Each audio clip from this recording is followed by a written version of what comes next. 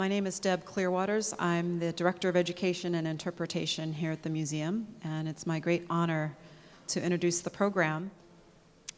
So I actually had the good fortune to get to know Terry, is how I knew her, when I first started working at the museum in 1998. And I was a pretty green museum professional. Well, I really was just beginning my professional career with museums at that time, and I was pretty nervous, and a lot of the docents then were pretty intimidating to me, I have to say. But not Elaine, whose laughter I can hear, because they knew a lot about, way more about the collection than I know. In fact, most of them still know more about the collection than I do now. But Terry always made me feel very, very welcome, and she was just a great person to work with and collaborate with. And I always wanted to help her get access to the information she needed, because she was always working on new CSB lectures and needed slides. And we used slides back then, and it was harder to get information. Everything wasn't all online. You know what I'm talking about. So we had a lot of interface, and I really enjoyed working with her. So it's an honor to be here and remember Therese and her contributions to the museum over so many years, and those contributions really continue through this program and through her legacy. I think in a lot of ways, she really helped build a strong foundation for the Community Speakers Program, which, for those of you who don't know, is a subgroup of our docents who develop slide illustrated talks that they then take out into the community. And it's a wonderful outreach arm of the museum. They go to all kinds of places, libraries, community centers, senior homes. People who can't physically come to the museum still have access to this wonderful content and the exciting stories that are going on at the museum. And she was really critical in sort of building the libraries and the talk repertory and building the audience, because a lot of our CSP talks are to repeat audiences. We go again and again to certain locations, and we're always looking for new venues. So if you know of any, please let us know. I also wanted to thank Therese's family. Many of you are here with the members of Therese's family, the Schoofs, and I've forgotten the other name, but she's got her husband Dick and her son and some nephews. Please stand up and just for a second.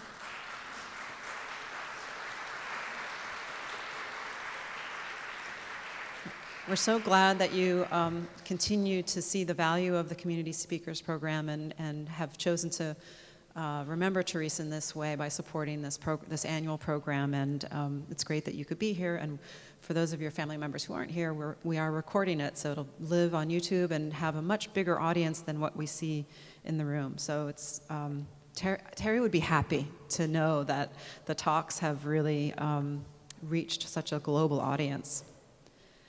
Now on to our speaker. So Julia Verzhibinsky actually is a wonderful representative of the spirit of the Community Speakers Program. All of our docents, of course, are very passionate about learning, but a few of them are truly what we might call scholars, people who dig through archives and go to far locales and really kind of do some heavy lifting and original research, and I think we're going to see the fruits of those labors right now. Julie has a fascinating history. When I asked her to give me some tips about what to say about her, she said she's on her 5th life now. She's reinvented herself many times over, and she was born and grew up in St. Petersburg, Russia, and was trained as a mathematician and worked as a mathematician at the St. Petersburg State University, 2 blocks from the Kunstkamera and the Oriental Studies Institute, where the manuscripts about the site that she's going to be talking to, the books and xylographs, I'm not even sure I know what a xylograph is, but we're going to find out, from Khara Khoto were maintained. So she has a kind of interesting connection to the stories that she's going to share with us. When she immigrated to the US in the 1970s, fascinating life story. I imagine there's lots to learn about that experience. She worked as a mathematician again at the Bell Laboratories and later on at UCSF. And then when she retired from UCSF, she decided to use the other side of her brain and come to the Asian Art Museum and become a docent. So she's been a docent with us since 2000, so 13 years now. Not a bad stint. So her title is Mystery Along the Silk Road, The Discovery of the Black City of Khara Khoto. So please join me in welcoming Julia Verzhibinsky. Thank you, Deborah, for this wonderful introduction. I'm not so spoiled. I will start my lecture, which is called Mystery Along the Silk Road, The Discovery of Black City of Khara Khoto, with a little introduction, because I wanted also to talk about Therese. And before starting lecture, I will start with quoting what Dalai Lama said quite recently. The planet doesn't need more successful people. The planet desperately needs more peacemakers, healers, restorers, storytellers, and lovers of all kinds. Therese was a wonderful storyteller. And if you think about what is the secret behind her very appealing and trustworthy talks, I think her secret was in her ability to keep just the right balance between precision and magic. And it worked. And now, if you think about magic and precision, these are two kinds of contradictory things, which is precision is a hard work, but magic is something elusive. And you either have it or you don't. And if you have it, people will follow you. But if you don't, that's quite another story. And of course, Therese had both sides to her when she was talking. And I just wanted to say that in all these talks, I always would be sitting down and thinking how she does it. And we will keep that wonderful quality going in Asian Art Museum. So my talk, as I said, was Mystery Along the Silk Road, the discovery of Black City of Khara Khoto. And this is a story of very important archaeological discovery that was done by the Russian explorer Pyotr Kozlov in the beginning of 20th century in a remote part of the Gobi Desert. This is also a story about civilization lost and found, and about its art lost and found. And we will talk about it. But along the way, we will be talking about Silk Road, Mongolian invasion, Great Game, Dalai Lama 13, and the last emperor of Russia, Nikolai II. I promise you quite a ride through history. So let me just switch the slide. And the journey for me started pretty early, in the spring of 1991, when Asian Art Museum put together an exciting show, which was called Wisdom and Compassion, the Sacred Art of Tibet. And it was a very big show. So among many, many mandalas and tankas that were on display on this show, there was one that fascinated me most. And it was a painting of Tibetan goddess, Vajravarahi. Here is the goddess. Vajravarahi. who is a goddess of wisdom. And she is also a female part in the union between wisdom and compassion. And she's done all in red, as you can see here. And she is dancing on inert body of Hindu god Bhairava, who lies on a disk of the moon, supported by double petal lotus throne. And you can see 6 figures around her that repeat her performance. And she's dancing all naked, except the long necklace of skulls around her neck, and other attribute of Tantric Buddhism. Fashionably speaking, this is so very Alexander McQueen. But seriously speaking, this tanka has layers and layers of meaning that are fully understood only by the practitioners of Tibetan Buddhism.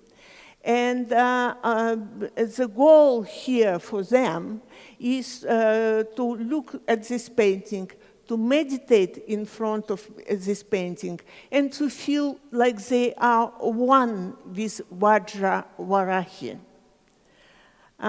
Now, in the wild abandon of her dancing, for those practitioners of Tibetan Buddhism, there is a promise of liberation, transformation, and release. I was also fascinated by the label that accompanied this tanka, and it said Vajravarahi, before 1227, Khara Khoto, Hermitage Museum, St. Petersburg, Russia. Now, I'm from this place. And for me, Hermitage State Museum is my alma mater. So it was only natural that in my mind, I switched from that tanka to the following very famous painting at Hermitage that is called The Dance by Henri Matisse, circa 1910, and it is right now in 3 galleries away from the tanka that we just saw. And here we see he was very involved or very fascinated by primitivism at that time.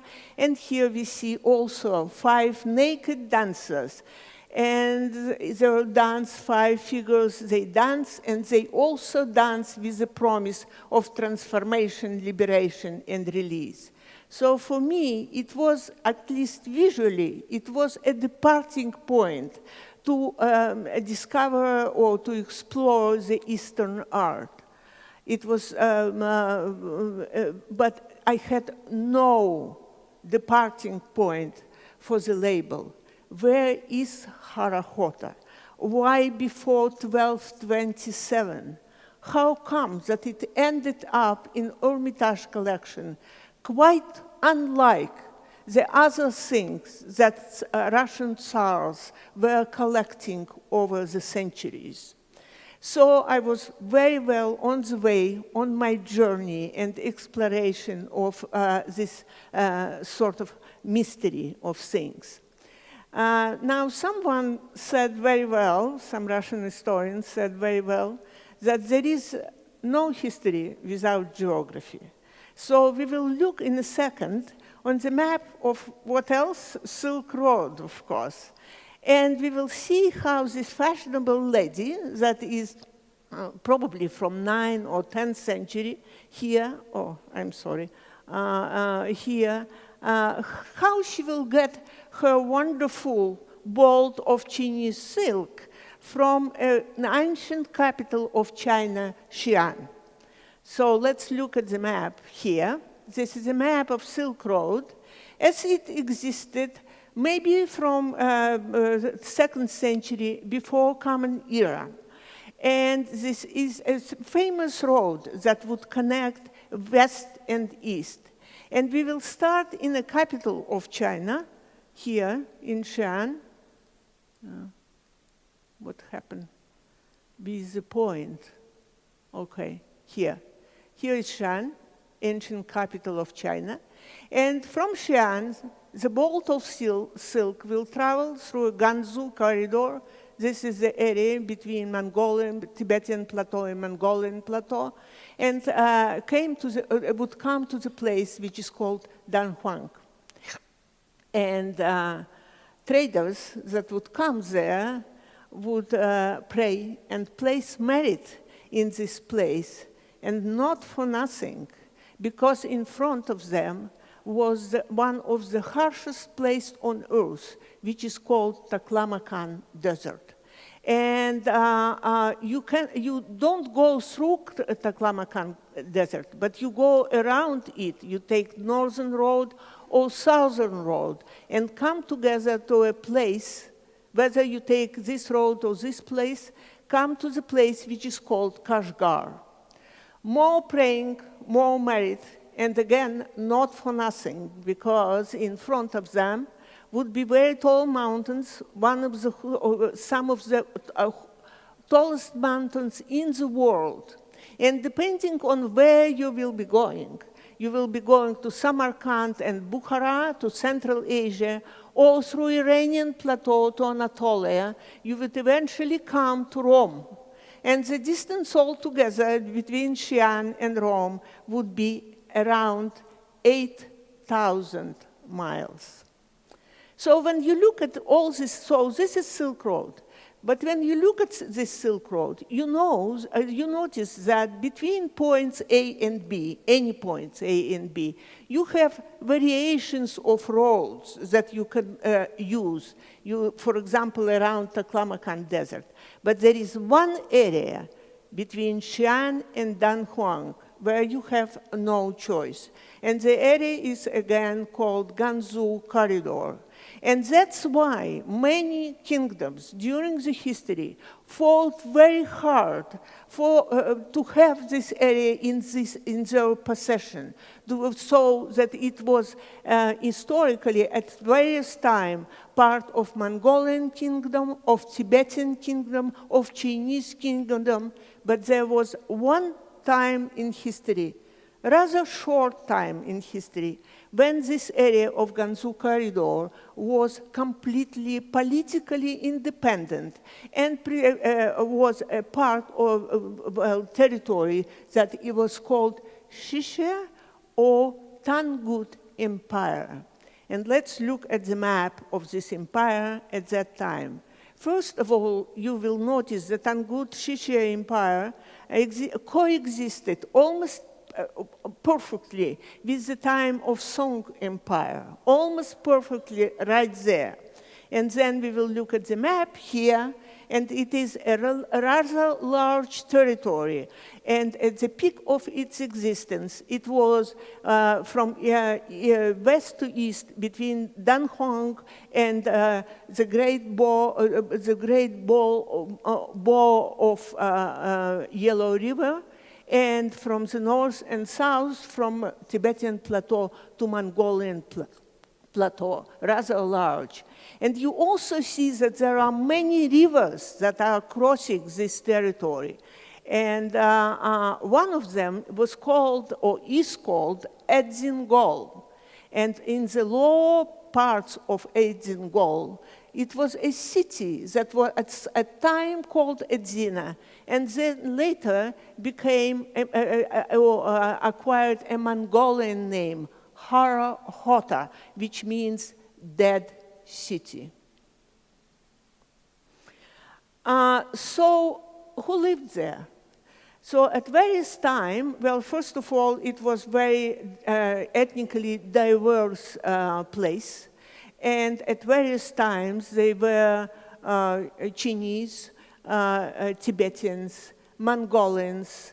But at the time of Tangut Empire, the ruling class was a group of people that called themselves Tanguts. And in a second, we will see how they looked like.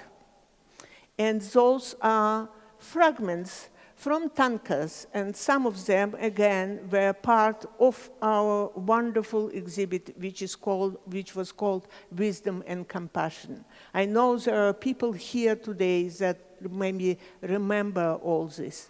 But in any case, these are people that claimed themselves or identify themselves as people from white heights.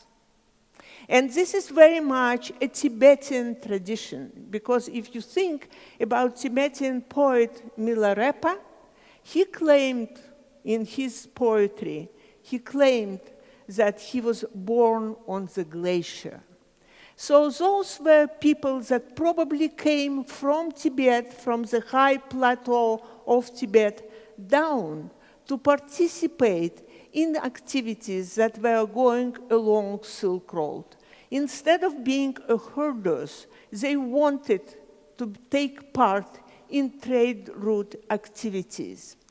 And you can see their language was Tibetan Burmese, sort of had in common with Tibetan Burmese. The language is dead now, does not exist. But you can see, especially on this, looking at this couple here, you can see that they do not look Tibetan, they do not look Chinese, they look like something else. It really was a separate ethnic group. This is on the right, this is a portrait of a scholar, a Tangut scholar, and on the left, it's a couple, a righteous couple. They are ready to enter Amitabha Buddha paradise. And so you can see pretty much a little bit reminder of Chinese, but in fact, very separate ethnic group. And they were all Buddhists, and they ran their state or their kingdom according to Chinese, actually, tradition, and the idea of Confucianism was very much alive. So if you think about Silk Road, during Tang Dynasty time, for example, they were Sogdians, mostly along Silk Road, and they were of Iranian stock. But those are different people, Tangut people, and they were famous as soldiers, as growers of the millet and falcons, but most famous for their horses. Their horses were world famous, and I mean Asia, of course, at this instant. So this is another image of Tangut people enjoying themselves. You can see some of them are playing lute and flute.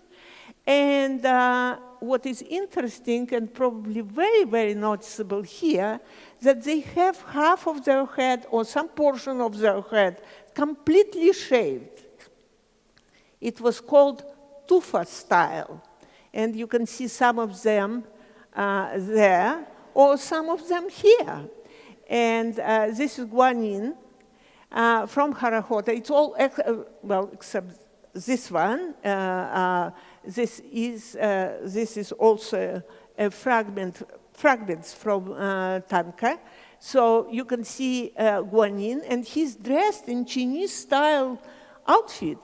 But look at his half-shaven head. And for contrast, I'm showing you a girl from San Francisco that also has her hairstyle in tufa style. Now, she thinks she's very avant-garde, but she is, in fact, 900 years late.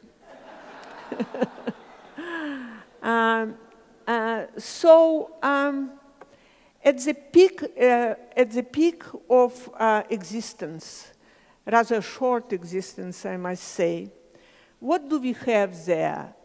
We have a fantastic nation, fantastic civilization that has its own writing, its own writing, its own culture altogether, its famous horses. It's very, very strong. It feels unequal with China, and it is, of course, the envy of the neighbors. And the time was end of 12th century, and at that time, Mongolians, already Genghis Khan united Mongolia and was looking across the border, and the first eyes he set upon was Tangut Empire. Now, he wanted it very much. For their horses, he also wanted it because he knew they were good soldiers. And he wanted their help in conquering other territories. But you know what? It took him 20 years, no success whatsoever. He will advance a little bit, they will resist. He will advance, they will resist, until year 1227, when Genghis Khan, who was at that time 65 years old, suddenly died near Khara Khoto under historically uncertain circumstances. And Mongolians went wild. They wanted revenge, and they wanted to completely eradicate Tangut Empire. And that's exactly what happened. There were tens of thousands of people killed, and their bodies were scattered on earth. Mongolians did not want to bury them at all. And the place remained so haunted that even in 20th century, when people started to be interested in that place, local people would say, don't go there, the place is haunted. And the only reason that the name, like Tangut Empire or Shisha Empire, is known mostly in scholar circles is because that civilization was completely eradicated. And so you can see here Mongolians coming and Genghis Khan, and you can see what remains of their civilization. And this is Shisha royal tombs that are located in the province of China, which is called Ningxia, and that is translated as pacified Xia, the name that still stands even today. There is a province that is called pacified Xia that carries that, the notion of event that happened so far in the history. But you know what? The water was still flowing there. And water, even mixed with blood, bring life. And the city came back to life, and in fact, became 3 times larger. It wasn't a Tangut city anymore. It was Mongolian city this time. And this was a city prosperous because Mongolians cared very much about Silk Road, the period of history that is called Pax Mongolica. And they wanted this connection across the continent. And of course, Khara Khoto, being an oasis, was very, very important. So this was the time when Marco Polo visited the city, and that's what he wrote. When you leave city of Kampichu, which was a capital, older capital of Shisha, you ride for 12 days, well, you see the text. The people possess plenty of cattle and camels, and everything sounds very prosperous. But this is a city 150 years later. So what happened between this and this? The city is now totally covered with sand. And what happened is that when Ming dynasty came in to rule, and Yuan dynasty stopped, to exist, what happened then, that Ming rulers wanted to take all territories that were Mongolian territories from them and make it their own. So, of course, the first place that they set up their eyes on, again, just like Mongolians, was Khara Khoto. And they wanted very much to conquer this big fortress. And it is a big fortress with rather large walls and everything like that. 4 years, no success. This time, Mongolians resisting Chinese. And so one of the Chinese rulers came up with a plan that they will build a dam in Edzingol River, and therefore the water will stop coming to the city. And that's exactly what happened. The city died of thirst. But you know what? This time water never came again, and the city was swallowed by sand. So if my talk today consists of 2 parts, and one is civilization lost, and we are sort of at the end of that part because we lost civilization. And the second part will be civilization found. Okay, so this is pretty much altogether what happened in with Tangut or Shishe Empire, a short sort of description what we were talking, and this is an entrance to the place where royal tombs of Shishe Empire still exist. And now we are back to the talk about Silk Road, because the question is, okay, so Khara Khoto is dead, but what happened to Silk Road? Silk Road, overland Silk Road, was dead too, pretty soon. And what happened there was very simple, because Europeans learned how to make silk. So this, to the left, is a very beautiful picture. It's a page of manuscript from Bibliothèque Nationale, and it's 1380. And you can see all these beautiful ladies that are dressed in silk from top to toe. But you know what? This silk is not Chinese anymore. This silk comes from Venice, from France, from other places. And if you look at the right, you can see here a little a stained glass window in Chartres. And it's 12th century. Already at that time, they had a silk a wheel for making silk thread. So it's that early that Europeans started to make their own silk. So silk wasn't traveling along Silk Road anymore. No, no, no. What they wanted now, what Europe wanted now is black, blue and black and white porcelain, Ming porcelain. And that was brought in the belly of large ships that were going from China all the way around the earth to Europe. And Silk Road disintegrated until 19th century, where the new game began.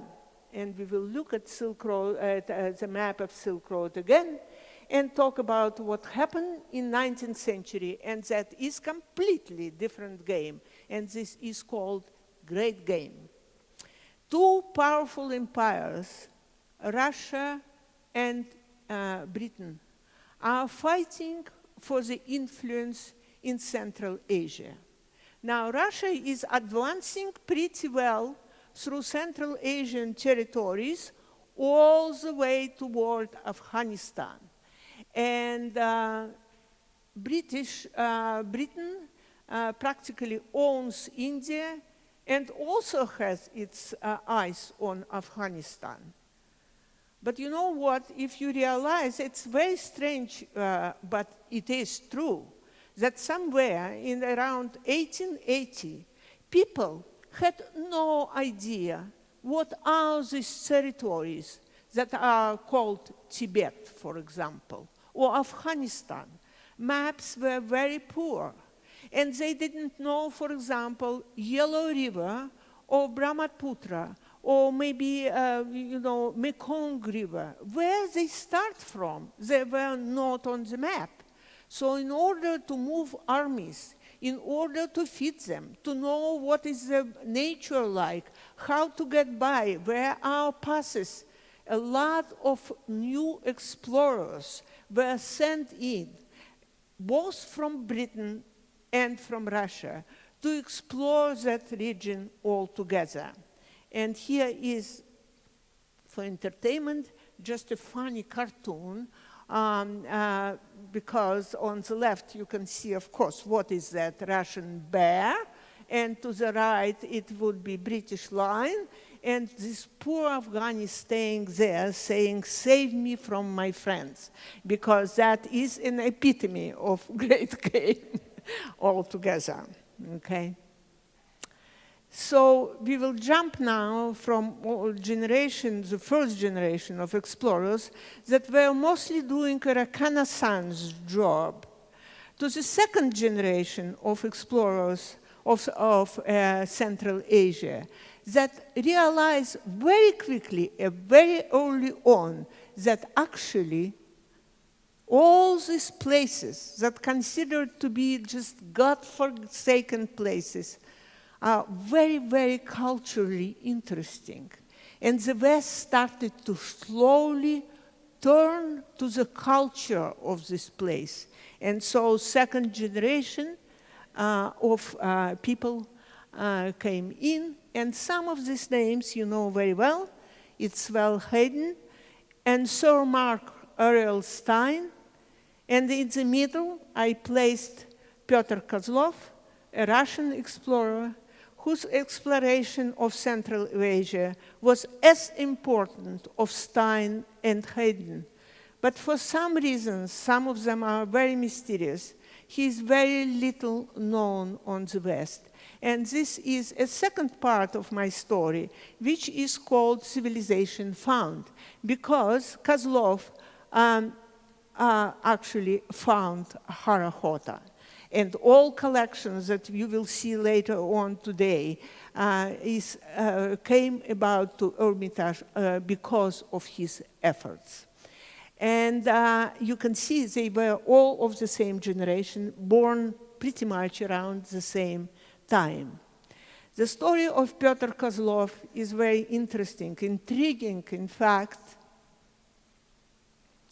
He was born as you see, in 1863. He was born to a family of herders. You can kind of feel this mysterious connection between Tangut herders in the past and him. He was born in 1863 in a small village near Smolensk, which is a city between Russia and Ukraine. And the family was a family of herders, and they were so poor that by the age of 16, he had only 4 years of education. He could read, write, and, sort of operate with numbers. And he had to work. And so he was sent to a small distillery to work as I guess, in the office or something like that. And he was 16 at that time, and he took a break from being in the office and came out in the garden. And he's standing there, probably smoking. Now, you can imagine that Russian distillery, if you send there a boy of 16, what will become by the age of 20? He is an alcoholic. So that was his future, completely certain. And he was standing there smoking, and suddenly he sees a voice, he hears a voice behind him.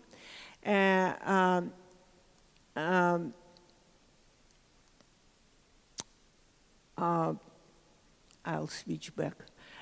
Voice behind him, and the voice said, "What you are thinking about, young man?"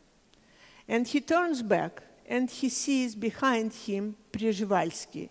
And Verzhibinsky was at that time absolutely cult figure in Russia because he was a generation before him, a first explorer that made a lot of exploration in the far east of Russia and also in Tibet and western China. Here is Verzhibinsky to the left and Pyotr Kozlov to the right.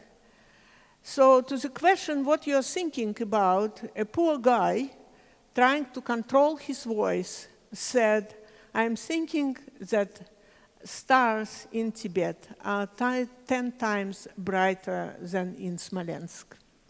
And that sealed his fate, because Verzhibinsky took him under his wings, paid for his education, put him through 2 schools, and pretty much told him everything he knew himself.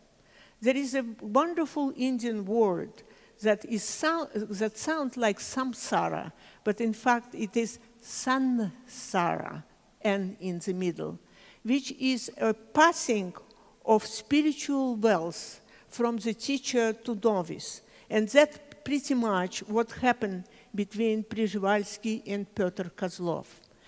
And you can see that they are both very handsome men. And in fact, the kind of notion at the end of 19th century was that both of them would really pass for Alexei Vronsky, who, as you know, was a lover of Anna Karenina and was a military officer as well.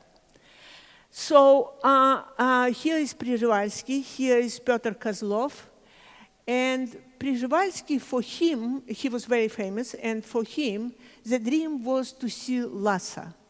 He really thought that would be the central, the most highest achievement that he could have in his life. But unfortunately, he died at the age of 49.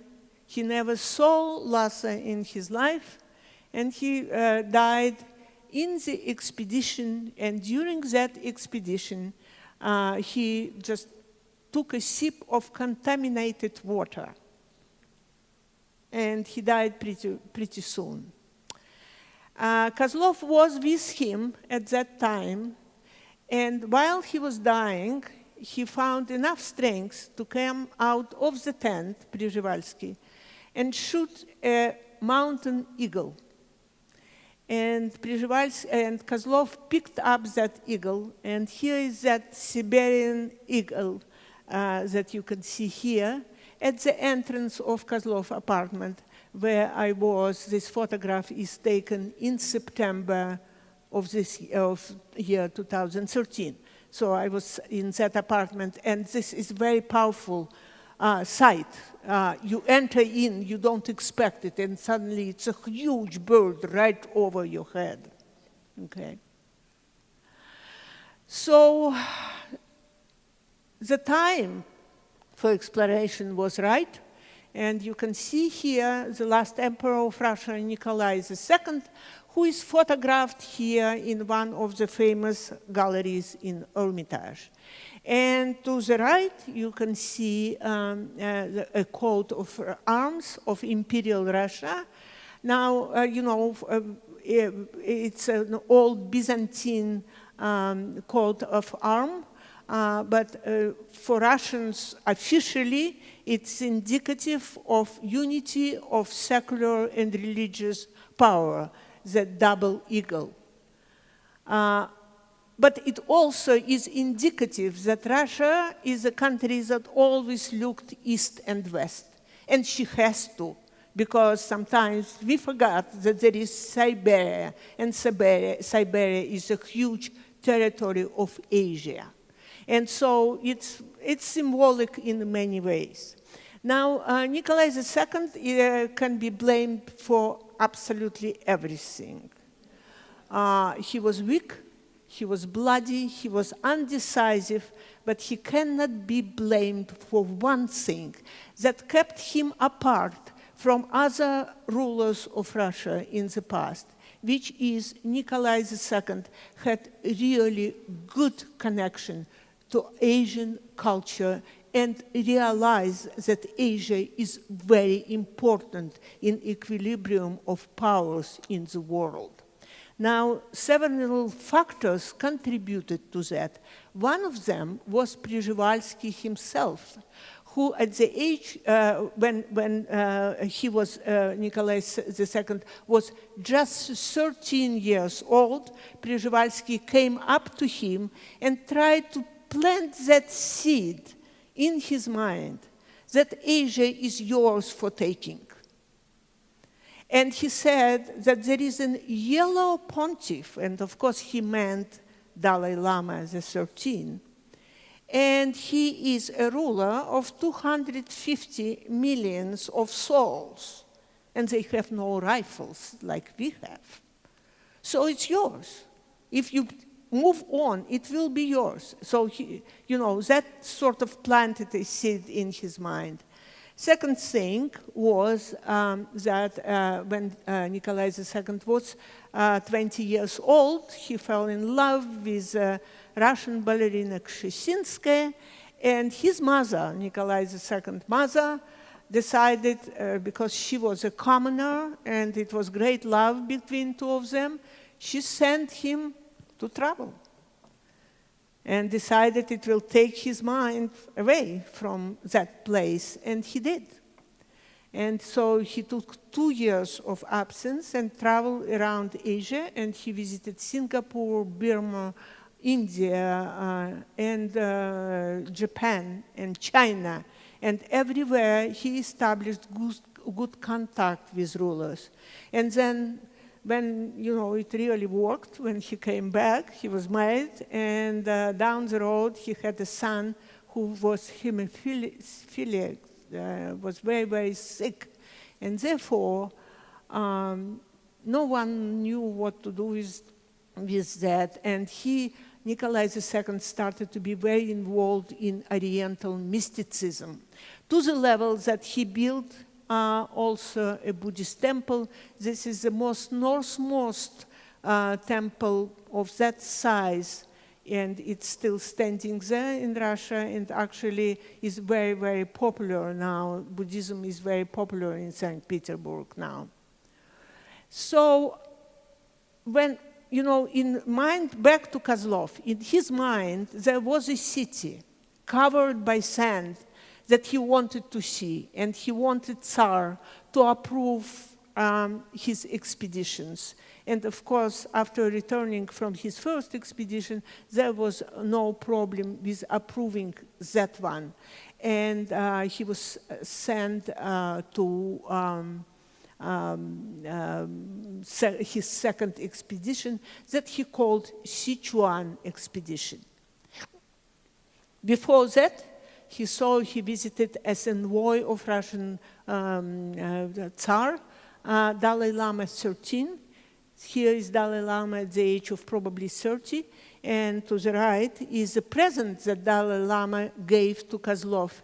And among many things, political things, they also discussed how to get to Khara Khoto. And Dalai Lama 13 was a very smart man, and he said, you know what, you have to connect to local rulers. And he gave the name, and he gave him advice how to handle people like that. And, in a couple of years, Kozlov was, with the help of local rulers, on March 19 of 1908, Pyotr Kozlov discovered Khara Khoto. As he described himself, when local people brought him to this place, he could not believe himself. He was the first European, after Marco Polo, that set his foot in this place. And he didn't know, and no one in the world at that time knew what this city is all about. I mean, there were some indication and history, some history written by Chinese people about Tangut Empire. But how it is. Other people write about your history. It's not the same thing. So he had some ideas, but all ideas were very vague. In March, the temperature reached probably around 90 or 100 degrees.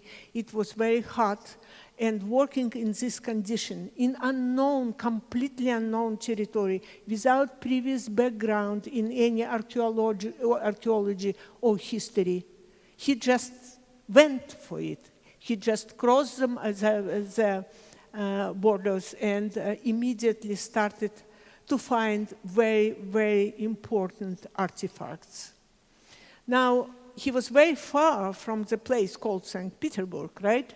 And so when he started digging, he pretty much, there were horses and Mongolian posts. So when he found many, many artifacts just on the surface, including some blue and white Ming porcelain as well, he just loaded it all on horses and sent it via Mongolian post to St. Petersburg and attached a message to that saying, you know what? I don't know what we are talking about. Here it is. You take care of that, and I will be digging, okay? So it took time for message to come back to him and say, oh, the whole St. Petersburg is just like crazy about what you discovered. Stay on and dig more. And he did. And so this time, so all these things that he found in the beginning were artifacts and beautiful things, but nothing really solid that would speak in a great way about a place until he went in the suburbs of Khara Khoto, and there he discovered what he called later illustrious suburgan. And in this illustrious suburgan, this is the beginning of his excavation. By the way, all of this is Kozlov archives. So it's his own photographs. And so when he started digging, you can pretty much see how all is that not equipped with anything. And if you put on top a man that knew nothing about Chinese history at all, you can imagine the challenge of the place. So he started digging, and when they opened up, they discovered a huge area. And this was a burial site. As they later discovered, it was a burial site. A woman's skeleton was inside. And also, they saw 20 huge figures that were around a pole and looked like there were lamas conducting some kind of religious ceremony. And then around that area, there were volumes and volumes of manuscripts written in the language that they could not understand, and no one could. Tangut language at that time and writing was completely dead, didn't exist. No one knew how to read it. So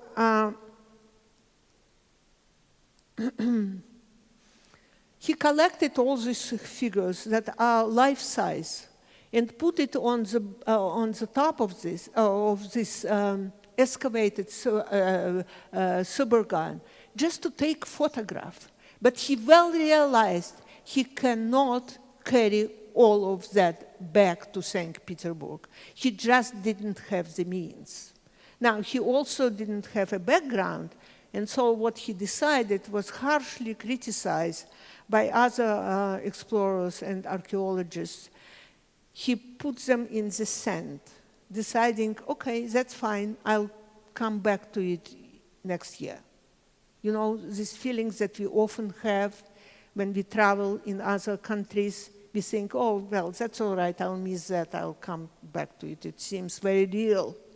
So he put that in the sand and left. And only small sculptures that, for example, this one, that he was able to load on horse carriages and carry it back to St. Petersburg. So they survived. It took him 17 years to come back. Because when he came back from this expedition, from this particular expedition, he became very, very famous. He was awarded a gold medal of Russian Geographical Society, London Geographical Society, Italian Geographical Society, very prestigious prize from French Académie Française.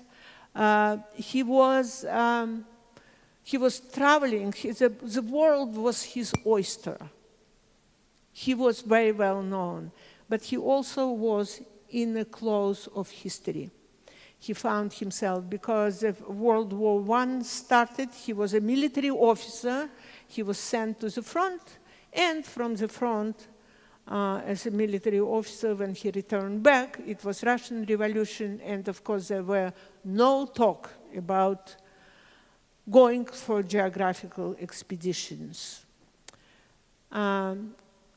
Stein came back to Khara Khoto in 1914, tried to find this buried sculptures and could not, and no one found them ever since. We don't know what happened with them. Probably we think, well, GPS didn't exist at that time, so probably we think that they were swallowed, disappeared in the sand. Anyway, we don't have them. It's a mystery where they are, okay? So this is a civilization found, and now the last part of my talk will be looking at this collection that Kozlov brought and was able to bring all together. And the first one, you just saw it in an old photograph, is very, very beautiful, very moving double-headed Buddha, early 13th century, Khara Khoto. I realize I have to move faster. This is from Khara Khoto. The legend says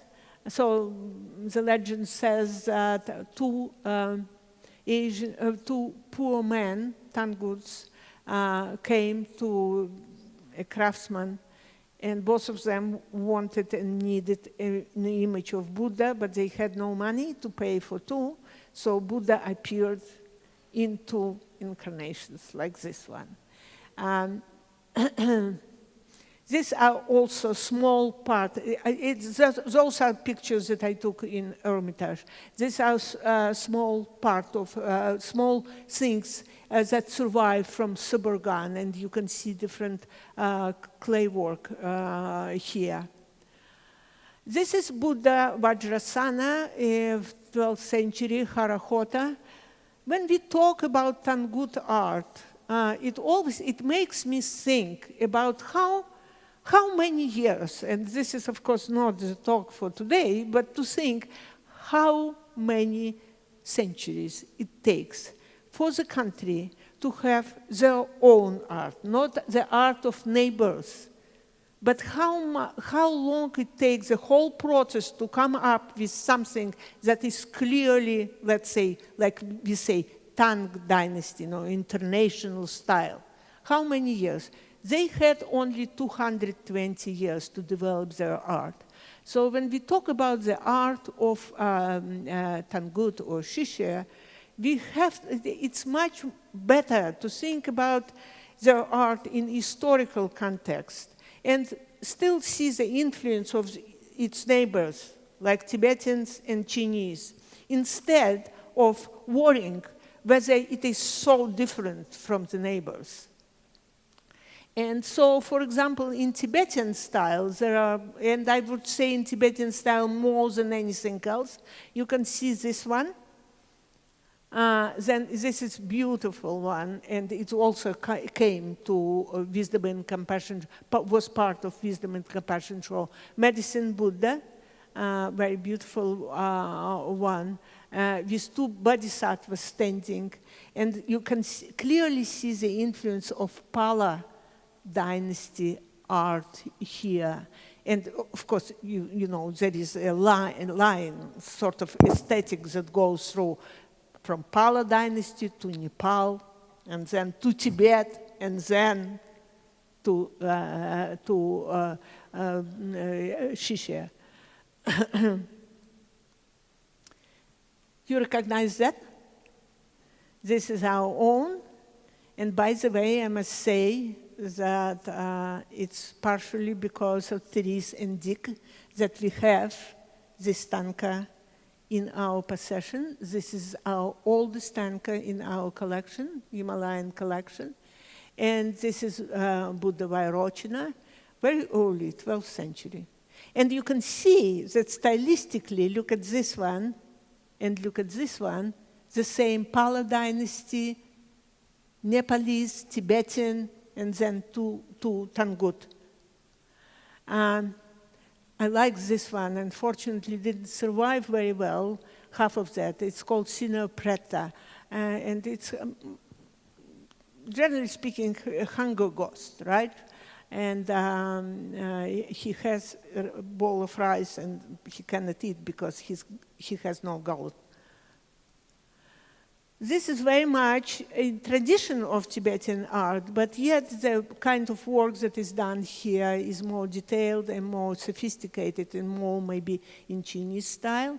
And this is again a Tibetan style of 11 faces, Avalokiteshvara. Very beautiful colors in real life here. This is work in Chinese style.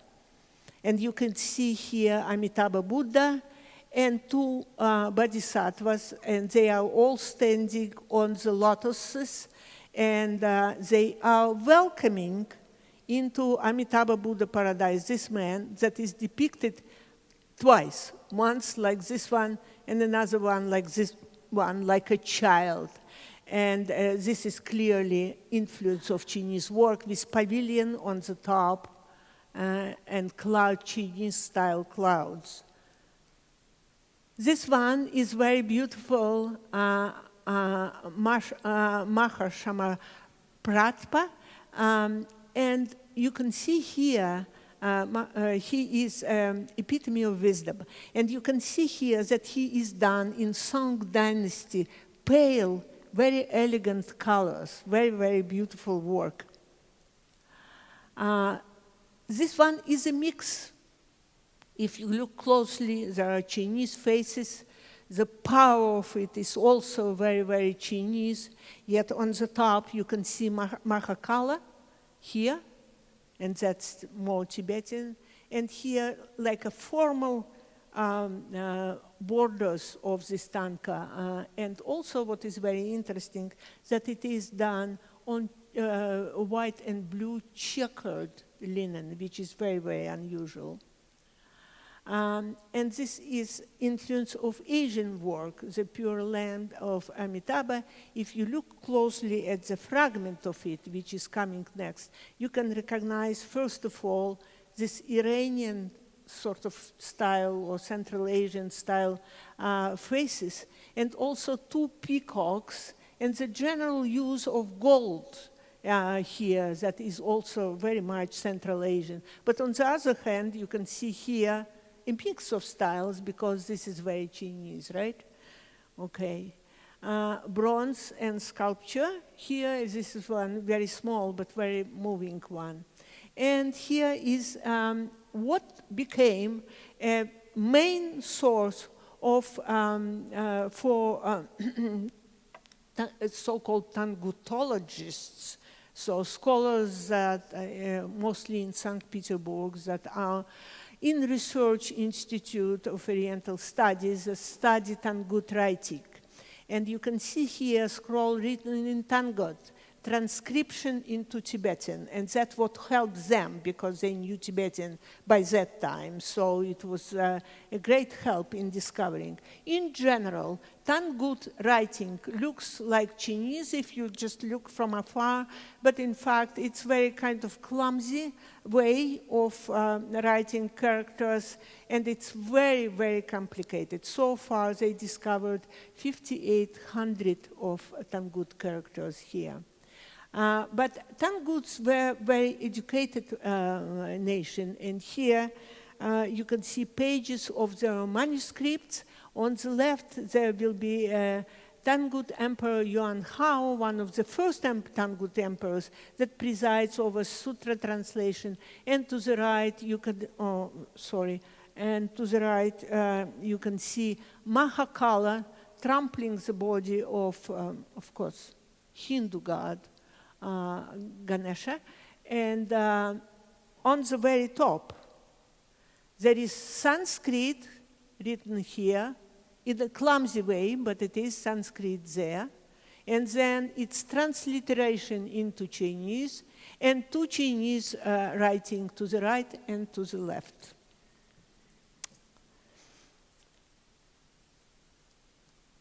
And this is currency bill, many languages, Chinese, Mongolian, and Tangut. And that's me, because I'm finishing. You recognize me probably, right? That's me. And with Medicine Buddha, Tanko of Medicine Buddha, the gallery is open in March in Hermitage. If you have any desire to visiting, this is a tremendous experience, tremendous experience. It's a very beautiful site. It's something you have never seen before, except, you know, Wisdom and Compassion show. And there is a wealth of beautiful art there. So I'm done. Yeah? Thank you. A description of a xylograph. So what is that? Xylograph. I think they carved, and just like Koreans, they carved and then just stamped pages on the paper. So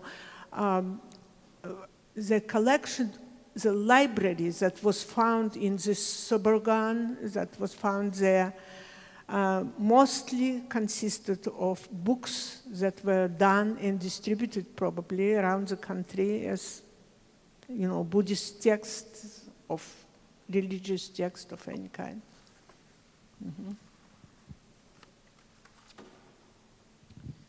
Are xylographs made from wooden sources? From wooden sources, yeah. From a wooden master plan. Right. I was going to simply ask you what the word, suburgan. Suburgan. What does that mean? It's like stupa. It's like, I think stupa is used as burial site, you know, and that was probably, they don't know for fact, but probably it was a royal or imperial stupa that they discovered.